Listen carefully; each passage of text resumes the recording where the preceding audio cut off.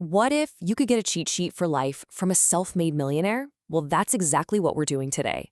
We're breaking down 50 life lessons he wrote in a letter to his 20-year-old self. And trust me, it all boils down to some incredibly powerful ideas. But first, let me ask you something. If you could actually go back and talk to yourself at 20, what would you say? What warnings would you give? What secrets would you spill? Just hold that thought, because that's the exact mindset we're diving into right now. So you see, this isn't just some theory from a book. This is a real-world roadmap drawn from decades of experience. So let's jump into the very first pillar of his advice. His whole point is that before you can even think about building wealth, you have to build yourself first. It all, and I mean all of it, starts with that internal foundation, your mindset, your ability to focus, and your character. Okay, so the big idea here is to switch from being passive to being active. We live in an age of constant distraction, so you've got to treat your focus like a muscle you're trying to build. And you need to tip the scales so you're creating way more than you're just mindlessly consuming. Why? Because producing builds skills and a sense of worth, while consuming just eats up your time. He's also super blunt about complaining, basically saying it's a total waste of energy. And finally, your values. Those have to be your compass, because money is a terrible map. Now, this next point, it completely flips the script on everything we're taught about failure. We're told to avoid it at all costs, right? But he says failure isn't just a stepping stone, it's the entire path. And he tells this simple story about going skiing with his son to prove it. And this is just brilliant. See, the father won their little competition because he played it safe and didn't fall. But his son, who fell over and over again, was actually the one who was learning. By embracing the falls, he figured out his limits and then blew right past them.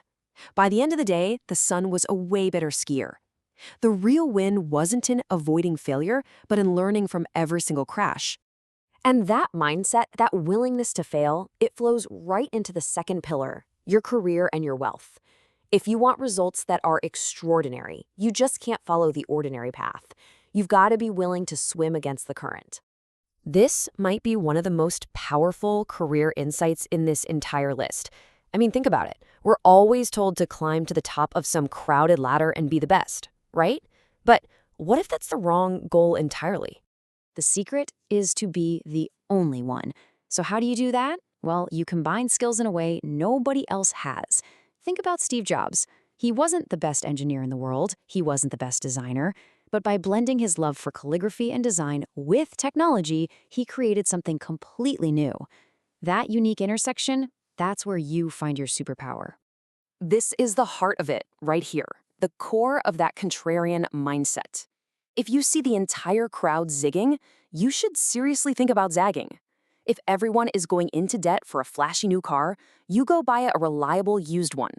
Following the crowd pretty much guarantees you'll get average results. And this way of thinking leads to some very practical, no-nonsense financial rules. Use technology to work smarter, not just longer. Get a job, any job, to build momentum. And please, avoid inflating your lifestyle. That new car is a wealth-destroying machine. And finally, master your credit. Paying off your card in full every single month isn't just a nice idea. He calls it a non-negotiable rule for financial freedom. But look, success isn't built in a vacuum. You don't do it alone. The third pillar is all about the human connection, the relationships you build, and the reputation you earn. These are the true foundation of everything. And this distinction is so important. What you know, that might get you your first job, but who you know, that's what saves your butt when things go south, and it opens doors you never even knew were there. He says flat out that his network has been worth more than any amount of money he's ever had in the bank. So, how do you build that priceless asset? It's simple stuff, really, but not always easy to do. You have to have integrity, so never ever gossip. You need courage, stand up for yourself and for other people. And kindness. Kindness is a long-term investment. That person you're kind to on their way up could be the person in a position to help you years down the road. In the end, your reputation is your legacy. It's what people will remember. And of all the relationships in your life, he says this one is the most critical. He's convinced that your choice of a life partner will have a bigger impact on your success and happiness than any job or any investment. A supportive partner is a force multiplier. An unsupportive one is like an anchor holding you down. And all of this, every single lesson, it all ties into one final massive theme: playing the long game. It's about how you invest your one truly non-renewable resource, your time. I mean, this is the fundamental trade-off of your 20s, plain and simple. You can choose to make sacrifices now for freedom later, or you can choose comfort now and deal with the struggle later. The work you put in right now when you have the most energy will compound for decades to come. 57. You know, when you're 20, that number sounds impossibly far away, right? It feels abstract, like something that happens to other people. But let me tell you, it arrives. And it arrives way faster than you can possibly imagine. This is his final, most urgent plea: time.